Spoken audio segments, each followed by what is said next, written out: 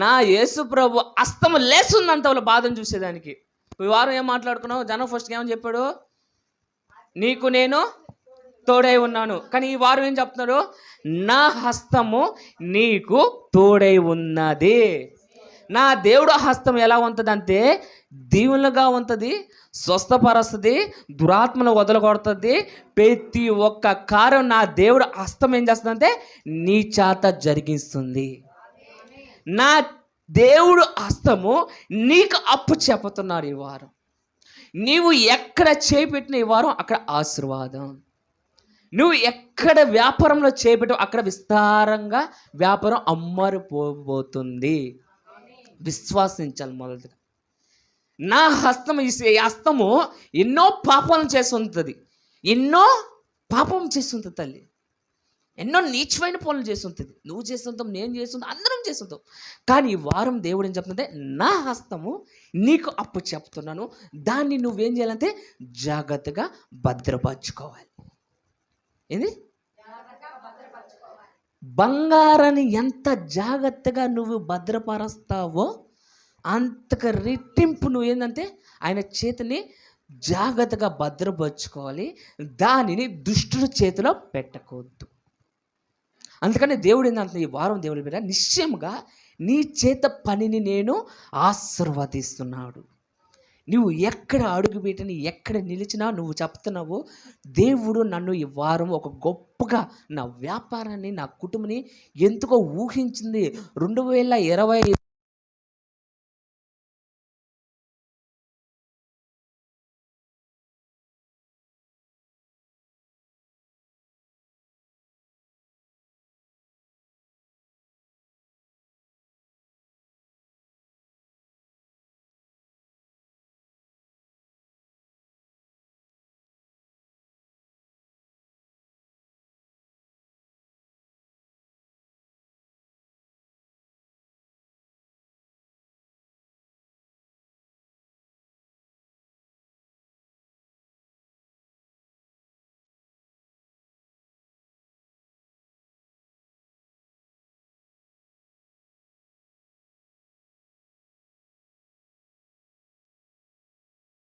నిన్ను నశించిపోతుంటే నిన్ను లేవనెత్తడానికి దేవుడు వచ్చారు.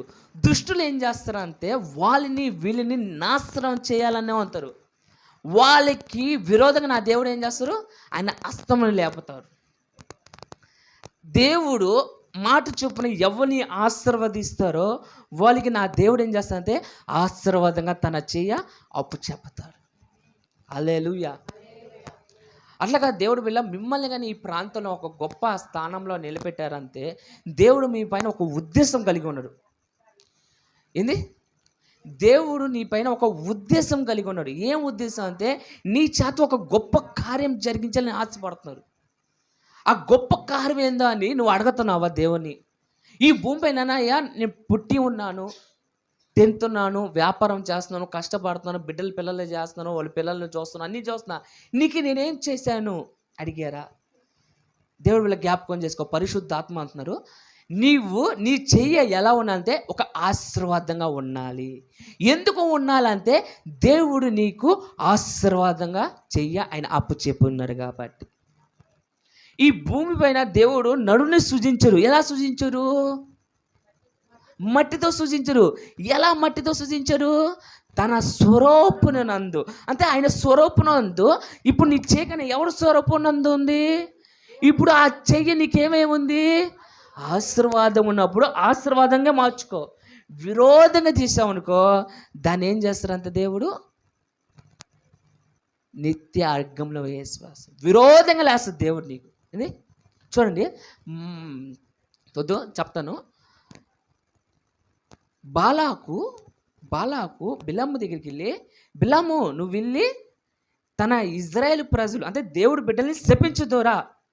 ఎందుకు శపించమన్నాడంటే బలాము దగ్గరికి వెళ్ళి నువ్వు ఎవరిని ఆశీర్వదిస్తావో వాళ్ళు ఆశీర్వాదంగా ఉంటారు, నువ్వు ఎవరిని దీవిస్తావో వాళ్ళు దీవెనగా ఉంటారు, వాళ్ళు ఎవరిని నువ్వు శపిస్తావో వాళ్ళు శపించబడతారా అని చెప్పి ఇతను బాలాకు ఏం చేశారంటే బలాము దగ్గరికి వెళ్ళి చెప్పారంట. కానీ ఇతను ఏం చేశారంటే దేవుని మొదటిసారి అడిగినప్పుడు దేవుడు పాపాకురా నువ్వు దాని వల్లని శపించబాకన్నప్పుడు ఇతను ఏం చేయాలి? రెండోసారి కానీ వాళ్ళు వచ్చి, ఒరే ఒకటోసారి దేవుడు చెప్పారు కదా మీరు రావద్దన్నారు కదా, మీరు వెళ్ళిపోండి, రెండోసారి వచ్చారు వాళ్ళు. వచ్చినప్పుడు కానీ రెండోసారి కానీ తరిమేలు కదా. వీడు ఏం చేశారంటే ఆశపడాడు. ఏం ఆశపడారు? ధనానికి ఘనతకి ఆశపడి ప్రభుని మళ్ళీ అడిగారు. ప్రభు ఎందుకు చూసి చూసి, సరే పోరా నువ్వు వెళ్ళరా, నీకు ఇట్ట కాదు, నువ్వు ఇల్లు నీళ్ళే మార్గాలు నీకు ఎట్ట చేయాలి నాకు తెలుసు అని చెప్పి వెళ్ళరా అన్నాడు. ఇల్లే మార్గంలో ఏమి నిలిచిందంటే దేవుడు ఖడ్గము నిలిచి ఉండిపోయింది. ఎందుకు నిలిచింది? ఇప్పుడు దేవుడు అతన్ని, నువ్వు ఎవరిని ఆశీర్వదిస్తావు వాళ్ళు ఆశీర్వదిస్తారు, నువ్వు ఎవరిని దీవిస్తావు వాళ్ళు దీవించబడతారు, నువ్వు ఎవరిని శప్పిస్తావు వాళ్ళు శప్పించబడతానప్పుడు, ఇప్పుడు దేవుడు ఆశీర్వదించిన వ్యక్తికి విరోధంగా ఎందుకు నిలబడింది? అక్కడ తన బిడ్డల్ని ఆశీర్వదించేదానికి నిలబెడితే అతను శపించడానికి బయలుదేరుతున్నాడు. ఏం చేస్తున్నాడు?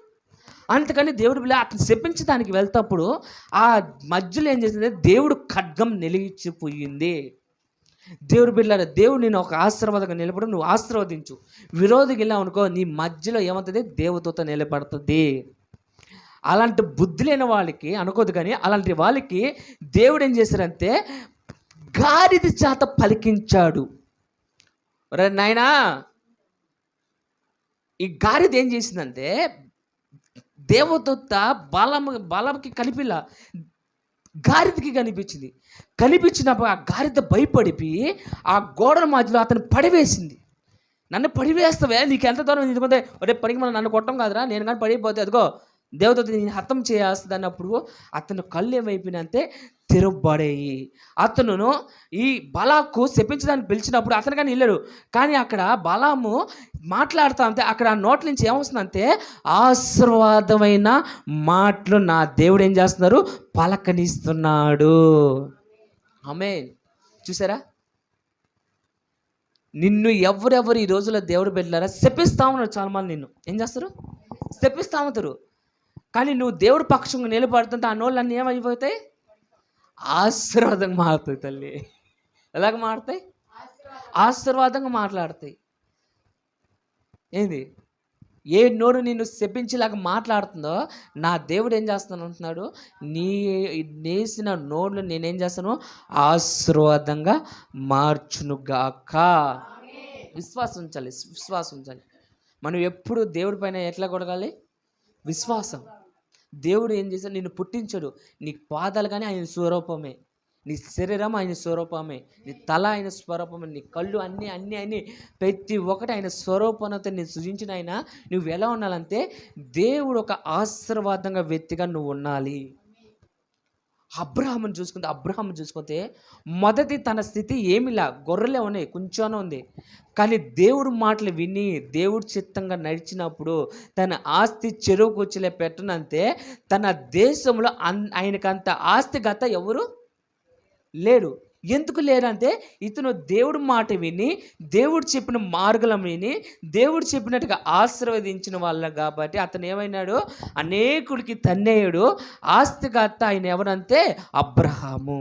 భూమిపైన గొప్ప ఆస్తికర్త ఎవరు అంటే మొదటగా తీసుకుంటే బైబిల్లో అబ్రహాము. ఎందుకు ఈ అబ్రహాంకి ఇంత ఆశీర్వాదం అంటే దేవుడు అతనికి తోడే ఉన్నాడు.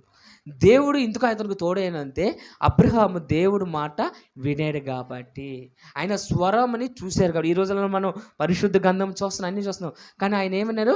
తన స్వరం. ఆయన యేసు ప్రభు కొత్త సంఘంతో మాట్లాడుతున్నాడు. ఏంటంటే చూసి నమ్మినవాడు కన్నా చూడకుండా నమ్మినవాడు ధన్యులు. చూసారా? యేసు ప్రభు ఈ కొత్త సంఘాన్ని ఎంత ప్రేమించి ఎంత ప్రేమగా మాట్లాడుతున్నారు దేవుడు బిడ్డలారా. చూసారా?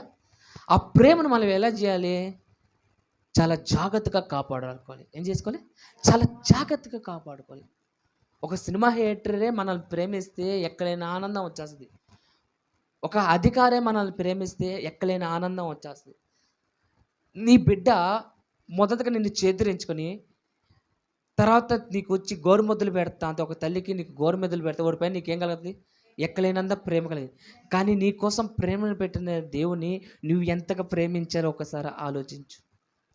నీ కోసం ప్రాణం పెట్టి నీ కోసము కుట్టించుకుని నీ కోసము ఉమ్ము వేయించుకుని ఇలాంటి పరిశుద్ధ దేవుని నువ్వు ఎంత ప్రేమించాలి. మనం ప్రేమకి అర్హులమేనా చెప్పండి? దేవుడికి ప్రేమించే అర్హులు అంటే ఖచ్చితంగా మనం అర్హత ఉంది. ఎందుకంటే ఆయన నేను ప్రేమించినగా నువ్వుగా నేను చేయాలి, ప్రేమించాలి. ఎలా అంటే ఆయన చెప్పిన మాటల్ని, ఆయన చెప్పిన సన్నిధానికి ఏం చెప్పాడు ఆయన? మొదటగా నీవు నా నీతిని నా రాజ్యాన్ని వెతుకు, నా మాటని విను, మొదటగా నీ దేవుడైన యెహోవాని యేసు ప్రభుని ఆరాధించు, తర్వాత నీ పొరుగువాని నీవు ప్రేమించు. అప్పుడు నీకేం కలుగుతుంది? ప్రేమ, సమాధానం, ఆరోగ్యం, నెమ్మది ఎన్ని నా దేవుడు హస్తము నీకు కలుగునుగాక. చూడాలి మత్తయి సువార్త 12వ అధ్యాయము 49వ వచనం.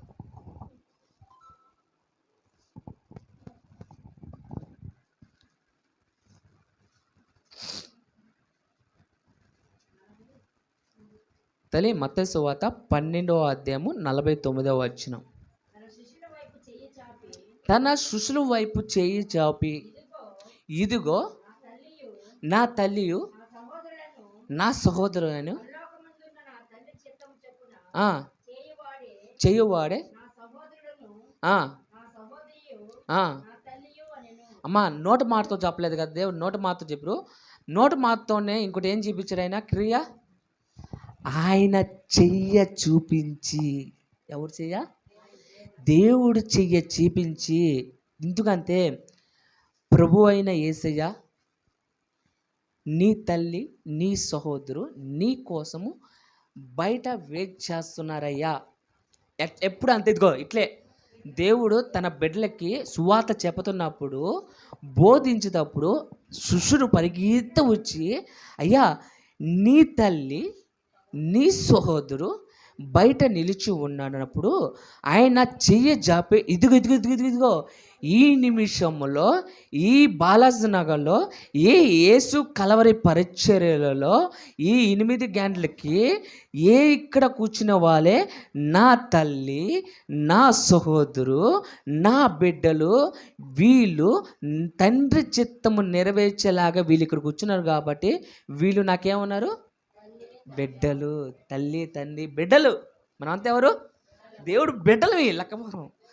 నా బిడ్డలు ఇక్కడ ఉన్నారు కదా, వాళ్ళు నాకేమనే సొత్తు, వాళ్ళకి నేను తండ్రిని. ఎంత గొప్ప మాట చూడండి. ఇప్పుడు దేవుడు ఇక్కడ స్టేట్మెంట్ ఇచ్చారు, ఎవరు నా తల్లి, ఎవరు నా తల్లి, ఎవరు నా సహోదరు. అక్కడ తండ్రి చిత్తం చేసేదానికి అంతే. ఇక్కడ ఆయన దూరం పెట్టాను కదా తల్లిని. మరణించేటప్పుడు తల్లిని యోహానుకి అప్పచెప్పాడు. తల్లిని విడిచిపెట్టుకోవాలా దేవుడు. యేసుప్రభు విడిచిపెట్టుకోవాలా. ఇప్పుడు ఆ మాట మీ యేసుప్రభు ఏంది? ఎవరు నా తల్లి ఎవరు నా సహోదరు అంటే, నాయన మత్తయి సువార్త కొంచెం ముందుకెళ్తే చివరి అధ్యాయంలో ఉంటుంది. ఏమంటే, ఇదిగో యోహాను ఇంకపై ఈమె నీకు తల్లి, ఓ తల్లి ఇంకపై ఇతనే నీకు కుమారుడు అని చెప్పి దేవుడు వాళ్ళని ఏం చేశారు? జతపరిచారు. అట్లాగే ఈ రోజులు దేవుడు పిల్లరా, తండ్రి అయిన యెహోవా ఏం చేశారంటే, మీరు ఒంటరిగా విడిచిపెట్టుకోవద్దు అని చెప్పి యేసు ప్రభుని ఈ భూమిపైకి పంపించి నీ పాపమ్మనంత సమర్పణ కోరేదానికి నిన్ను ఉన్న శాపము దూషము నిందలన్నీ తీసివేసి ఆయన నీకేం చేశారు? తోడై ఉన్నాడు.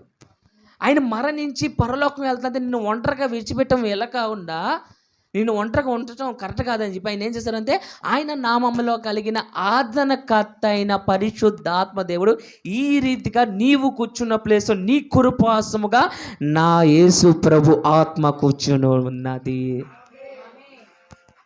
హల్లెలూయా. ఏముంది నీ పక్కన? ఇక్కడ దేవుడు ఆత్మ నీ కుడి చేయ ఈ పట్టుకుని ఉన్నది. ఎందుకంటే నిన్ను విడిచిపెట్టేదానికి ఆయనకి ఇష్టంలా.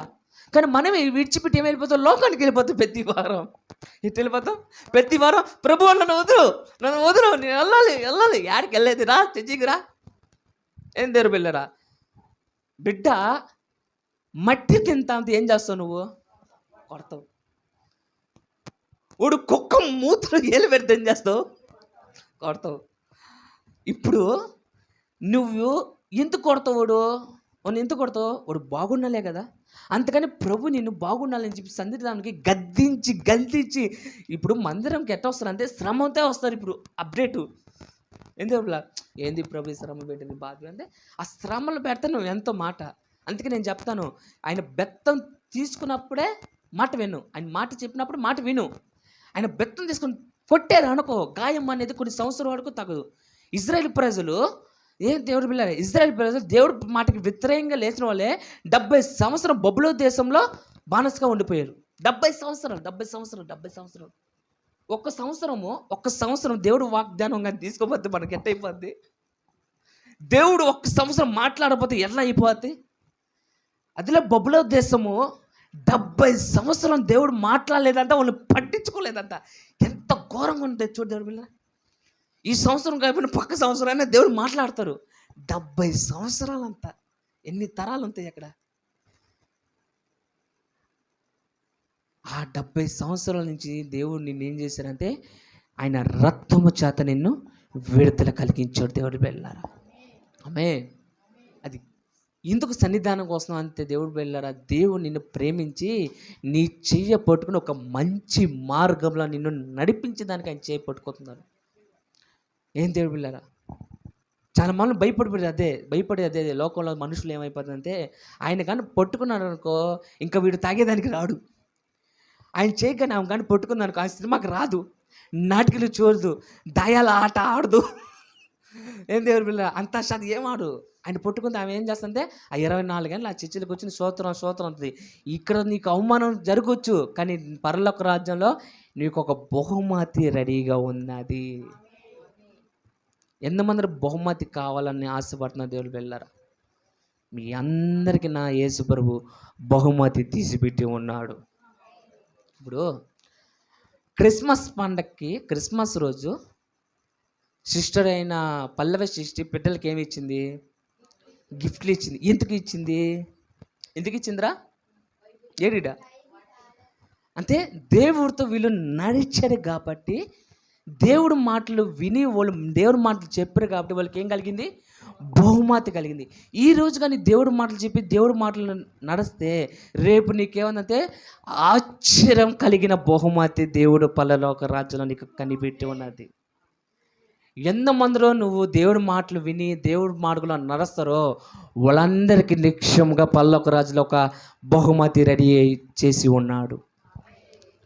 ఆశ్చర్యమైన బహుమతి తల్లి. భూమిపైన కానీ సర్వలోకంలో అలాంటి బహుమతి ఎక్కడ చూస్తుండో అలాంటి గొప్పమైన బహుమతి మీకు తయారు చేస్తున్నాడు. ఆమేన్, హల్లెలూయా. చూడండి, కీర్తన రాసిన 37వ అధ్యాయము 24వ వచనం.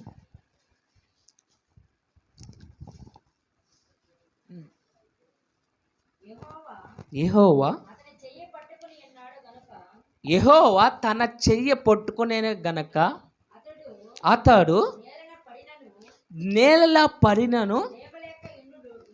అమ్మ, దేవుడు నీ చేయి పట్టుకొని ఏం కలుగుతుంది? నీవు పడిపోయినా నిన్నేం చేస్తున్నాను ఆయన లేవనెత్తుతున్నారు. ఆరాధన అదే, నువ్వు ఎక్కడ పడిపోయావో, ఎక్కడ అవమానం జరిగిందో అక్కడి నుంచి దాని దేవుడు ఏం చేస్తారు? లేవనెత్తి నీ తల పైకెత్తుతాడు. ఆమేన్. అలాగే దేవుడు దీన్ని పట్టేందంటే దేవుడు నువ్వు ఏ సమయంలో ప్రతి విషయంలో మనం పడిపోతా ఉన్నప్పుడు ఏంటంటే దేవుడు వెళ్ళారా నీ పక్కన వాళ్ళు వచ్చి లేవనెత్తరు, నీ కుటుంబంలో కానీ కొంతమంది లేవనెత్తరు. కానీ నా దేవుడు ఏంటంటే నువ్వు ప్రతిసారి పడిపోయినప్పుడు ఆయన ఏంటంటే చంటే బిడ్డలాగా లేవనెత్తి ఆయన ఎత్తుకుని నిన్ను ఓదారస్తాడు. నీ బాధలో కానీ, నీ కష్టంలో కానీ, నీ నిందలో కానీ ఎవరు నిన్ను లేవనెత్తాలి. ఇప్పుడు కుటుంబంలో ఏమైనా బాధ వచ్చిందనుకో, ఏమైనా నింద వచ్చిందనుకో, పక్కన వాళ్ళు పొల్ల పెట్టేవాళ్ళే కానీ ఎందుకు జరిగింది, దేవుడు నీకు తోడు ఇది జరగదే అని పొల్ల పెట్టేవాళ్ళు ఉంటారే కానీ దేవుడు నిన్ను లేవనెత్తారు తల్లి. ఎక్కడ పడిపోయావో అక్కడ దేవుడిని లేవనెత్తరు. ఎందుకంటే నన్ను లేవనెత్తని దేవుడు నీ కుటుంబాన్ని లేవనెత్తరు అని చెప్పడు. అందుకని నా దేవుడు ఏంటంటే ఎవరు లేవనెత్తకపోయినా నా దేవుడు నీ కష్టంలో నిన్నేం చేస్తారు? లేవనెత్తుతున్నాడు. ఆమేన్. చాలాసార్లు మీరు అనుకోవచ్చు, చాలాసార్లు మిమ్మల్ని లేవనెత్తుంటారు. నీ అప్పులో పడిపోయావంతో, నీ కుటుంబంలో పడిపోయావు, చాలా విషయాలు పడిపోయినప్పుడు ఎవరు నేను లేవనెత్తే వాళ్ళు లేరు, ఆదరించేదానికి అంటారు. కానీ నా యేసుప్రభు ప్రతి నిమిషం నిన్నేం చేస్తారంటే వాక్యము ద్వారా నిన్నేం చేస్తారు? బలపరిచి, ధైర్యపరిచి, వెనతట్టి లెమ్ము పరక్కమ కలిగిన, మీ పేరే చెప్పుకోండి, బలాజురైన గిద్దు అని అంటారు. ఆ ప్లేస్లో మీ పేరు పెట్టుకుని ఈరోజు దేవుడి పైన పరక్కమ కలిగిన ఒక స్త్రీ, పరక్కమ కలిగిన పురుషుడా లెమ్ము, ధైర్యమును, నేను నీ పక్షంగా ఉన్నాను, నా హస్తము నీకు తోడై ఉన్నది. ఆమేన్. చూడండి దేవుడు, మార్కు సువార్త 1:31 చదువుకుందాం.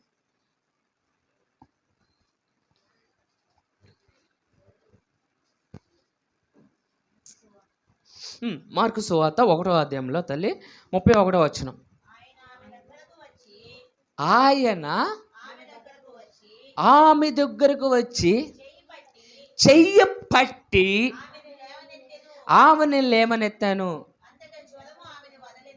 అందతో ఆమె జ్వరము వదిలేను. ఏందంట? ఎంతమంది ఇక్కడ కూర్చున్న వాళ్ళు దేవుడు నిన్ను స్వస్థపరిచాడు, దేవుడు మమ్మల్ని లేవనెత్తారని చెప్పి ధైర్యంగా ఎవరు చేతికి ఎత్తగలరు? మీరందరూ దేవుడికి పరిచర్య చేశారా? చేసిన చేయని వాళ్ళ గురించి చెప్తున్నా తల్లి. నువ్వు స్వస్థత కలిగింది, నీకు కార్యం చేశారు, ఒక 4 రోజులు 5 రోజులు వారం 2 వారంలో అయినా ఏదో ఉపచారం అంటే సంఘానికి వచ్చి ఒక ఆహారం వండటమో, చిమ్మటమో, ఊచటమో, సహాయము. ఆఖడికి నువ్వేం చేయలేదు తల్లి, ఒక టమాటా తీసుకుని దాన్ని కట్ చేసి వెళ్ళిపో చాలు. ఒక టమాటా. ఇప్పుడు ఎంతమందికి వచ్చినాము? ఒక 20 మంది ఉంటాం. 20 మంది ఒక్కొక్క టమాటా తీసుకుని 20 కాయలు ఒక భోజనం రెడీ అవ్వదు. ఒక కాయ కట్ చేసి వెళ్ళిపో. ఇప్పుడు ఆ స్త్రీ ఎవరు? అంత ఆ స్త్రీ పేతురు అత్త జనంతో బాధపడినప్పుడు యేసు ప్రభు వెళ్ళి తన చేయి పడుకోవడానికి స్వస్థత. ఎంత జ్వరం అంటే మరణ ఛాయలో పడిపోయిందంట ఆమె. ఈరోజు కానీ నీవు మరణ ఛాయలో పడిపోయినా, ఏ రోగంతో బాధపడుతున్నావో, నా యేసయ్య నిన్ను ఏం చేస్తారు? లేవనెత్తుతున్నాడు, స్వస్థపరుస్తున్నాడు కాబట్టి నువ్వు దేవుడికి ఏం చేయాలంటే మనము ఉపచారము చేయాలి. అప్పుడు కాబట్టి ఆమె స్వస్థపరుస్తానే ఒక 2 నెలలకో 3 నెలలకో 2 సంవత్సరాలు కదా, అప్పటికప్పటికి లేచి ఆయనకి ఏం చేస్తున్నా అంతే తల్లి. ఏ ఉపచారం చెప్పండి? మీకు తెలిసిన ఉపచారం ఏం చేసింది? గబా లేచి ఎట్ట అంటే కుందేలు పిల్ల లేచి ఏంది 12 మంది శిష్యులు ఆహారం సిద్ధపరిచినవి. ఏం తెలుసా? టకటక ప్రభు నువ్వు కూర్చో, ఇదిగో జ్యూసు, ఇదిగో రొట్టె, ఇదిగో ఆహారం, ఇది తిను అది తిను అని చెప్పి ఆమె ఏంటంటే ఆ రోజునే ఆ దినం ఏం చేస్తుంది? సప చేసి ఆమె ఏంటంటే పనులు చేసి అది ఆహారం ఈ ఆహారం ఇదని చెప్పి దేవుడికి ఏంటంటే ఉపచారము అంటే కృతజ్ఞతలు చెల్లించుకుంటుంది ఆమె. దేవుడు అంటున్నా తల్లి, నువ్వు ఇచ్చే కానుక కాదు నా కృతజ్ఞతలు, నువ్వు ఇచ్చినా కాదు, నువ్వు మనస్ఫూర్తిగా వచ్చి నా సన్నిధానం పనులు చేస్తే అదే నాకు గొప్ప సంతోషం. ఎందుకంటే దేవుడు బిడ్డ, ఒక చంటి బిడ్డ నీ కుటుంబంలో అటు ఇటు బొమ్మలతో ఆడుకుంటా ఉంటే ఎలా ఉంటుంది? ఓడి అతిథి కలిపి పెడతా, ఒరే తాగుబాగా, ఒరే అది తాగుబాగురా, ఓడి ఆడుతుంది, ఎంత ముచ్చటకుంది. అట్లాగా మీ దేవుడు ఇక్కడ మీరు అనుకోవచ్చు అక్కడికి ఏం పని చేసి ఇక్కడ ఏం పని చేసి, కానీ మీరు ఆయన సన్నిధానంలో నువ్వు శుభ్రం చేస్తాంటే ఆయన నా బిడ్డకి ఎంత చక్కగా చెమ్మతుందరా, ఎంత చూడు, ఆ చెమ్మటం విధానం చూడు, ఆ క్లీనింగ్ చూడు, ఆ వంట వండే విధానం చూడు, ఆ టమాటా ఎరగడ్డ తరిగే విధానం అబ్బా ఎక్కలేని ఆనందపడిపోతున్నామ్మా నా తండ్రి. అది ఆయన ప్రేమ. అలాంటి ప్రేమ మీ అందరికీ ఈ సంవత్సరం దేవుడు కలిగించునుగాక. ఆమేన్. చూడండి, నేను ఒక 1, 2, 3 గబగబా ఆశీర్వాద మాటలు. కీర్తన 119వ అధ్యాయంలో 173వ వచనం చదువుకుందాం. 119వ అధ్యాయంలో 173 వచనం.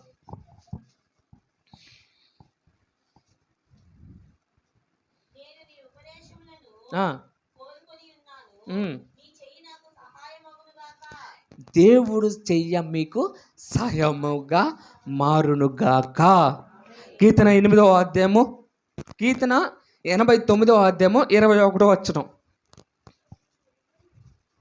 కీర్తన 89, నా చెయ్యి ఎగ తిరగ 24 అవర్స్ నువ్వన్న 12 గంటలకన్నా బాగా నిద్రపోతావు, కానీ ఆయన ఎగ తిరగకుండా ఆయన చెయ్య మీ అందరికి ఏమై ఉందంట? తోడై ఉన్నది. ఆమేన్. కీర్తన రాసిన 73వ అధ్యాయము 23వ వచనం. ఆయనను నేను ఎల్లప్పుడూ ఎక్కడ ఉన్నంతమ్మా? మన ఎద్దే ఉన్నాడు. చూసారా, దేవుడు ఎల్లప్పుడు ఎక్కడ ఉన్నంత. అప్పుడప్పుడు అంటారు కదా, ఉన్నావా? ఉన్నాడు. ఎక్కడున్నాడు? నీ ఎద్దతే ఉన్నాడు. ఆయన ఎక్కడ? నిన్ను విడిచిపెట్టి పాడు. నువ్వు చేసే ప్రతి ఒక్క కార్యాన్ని ఏం చేస్తానంటే, ఆయన ఎక్కడున్నావా? ఎక్కడో అంతే. ఎక్కడో లేనయ్యా, నీ హృదయంలో నేను దాకి ఉన్నాను. నీ హృదయమే నాకు ఆలయము. చూసారా ఎంత ప్రేమ కలిగి మాట్లాడుతున్నారు దేవుడు. చూడండి, కీర్తన రాసిన 48వ అధ్యాయము 10వ వచనం.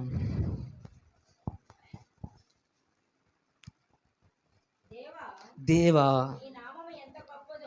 నీ నామము ఎంత గొప్పదో, నీ కీర్తియు భూదికి అంతమయ్యే వరకు అంత. తల్లి కీర్తన 48. నీ కుడి చెయ్య ఏందంతమ్మా? నీటితో చదువుది.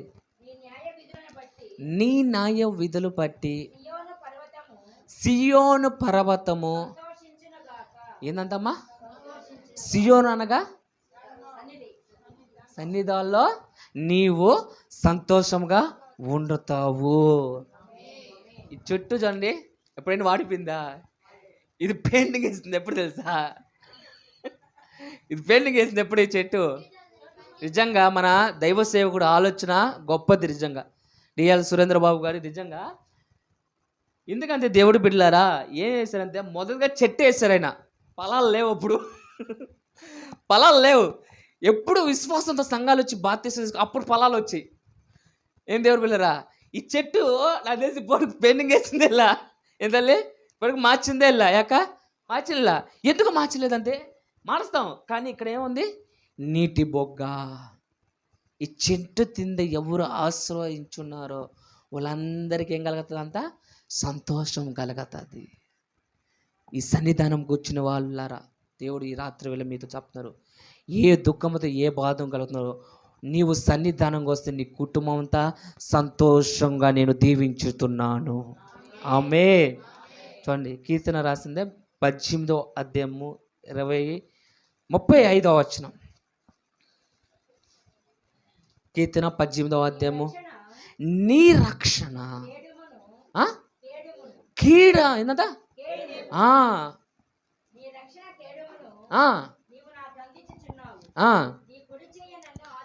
ఏందంటమ్మా?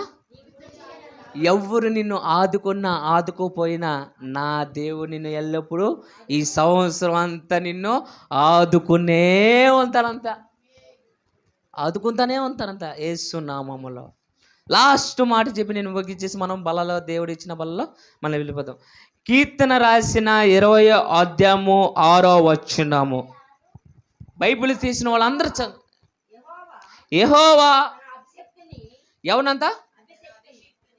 అభిషక్తుడిని రక్షించునని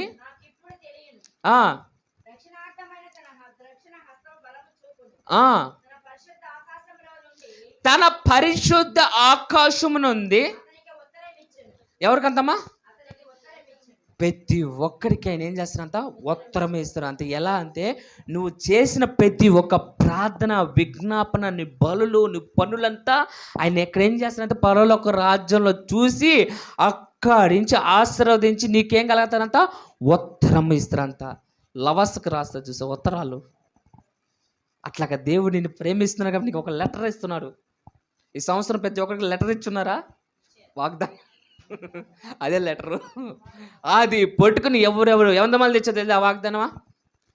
ఆ వాగ్దానాలు తిండి బయటికి బీడులు దగ్గరకో గొడవలు తిండి పెట్టేశారా? వెళ్ళిపోయింది లోపలికా? వదులు కొట్టండి, రేపు సంవత్సరం వచ్చేదాన్ని. తిని వాగ్దానం తెచ్చిన వాళ్ళందరూ తిండి. మీకు ఏ వాగ్దానం వచ్చిందో నిజంగా చెప్తున్నా దేవుడు, ఏ వాగ్దానం వచ్చిందో చేతి పట్టుకుని తాను వాళ్ళు ఇంకేం చేస్తారో గుండెలో పెట్టుకోండి. ఆ వాక్యం గుండెలో ఉందా? గుర్తుందా? అదన్నీ చేయండి. ఇంకా నా వాగ్దానం కానీ ఏదే, నా వాగ్దానం ఇక్కడ ఎప్పుడు ఉంటుందమ్మో.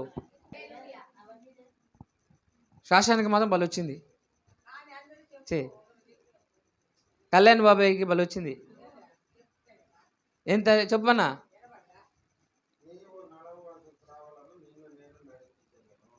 అంటే యేసు ప్రభు అంటే నడవాల్సిన తీరులో, యేసు ప్రభు మామూలుగా రాదు, అపోస్తలుని ఏంటంటే నడిపించాడు. భూమి పైన ప్రతి ఒక్కరిని నడిపించి ఆయన ఏం చేశారంటే, దేవుడు పిల్లరా, ఆయన వాళ్ళకి తోడే ఉన్నాడు. అట్లాగా ఈరోజు అంతా మీకు ఇచ్చిన మాట, నా వాగ్దానం అటు పోయిందిరా, ఉందా ఇప్పుడు తీసా బయట కొంప తీసి కలిపినందా, ఉందిరే ఉంది ఉంది ఉంది ఉంది ఉంది. మనందరం వాగ్దానం,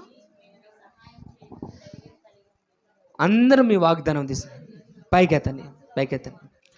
మహోన్నతుడ, పరిశుద్ధుడ, ఇదిగో నాయనా, ఈ సంవత్సరంనైనా ఏ వాగ్దానంతో మమ్మల్ని బలపరిచున్నాడో ఆ వాగ్దానం పట్టినైనా మా కుటుంబముని, మా చేతి పనిని, మా కాలుని నీ కృపతో దీవించి 2027 సంవత్సరం అడుగు పెట్టక మునిపే ఈ వాగ్దానం జరిగించునుగాక, ఆశీర్వదించునుగాక, దేవుడు తోడై ఉండునుగాక. ఆమేన్. తల వంచుని ప్రార్థన చేసుకుందాం. ప్రేరేపణ కలిగి ప్రార్థన చేయండి. బల్ల ఉంది మన మధ్యలో.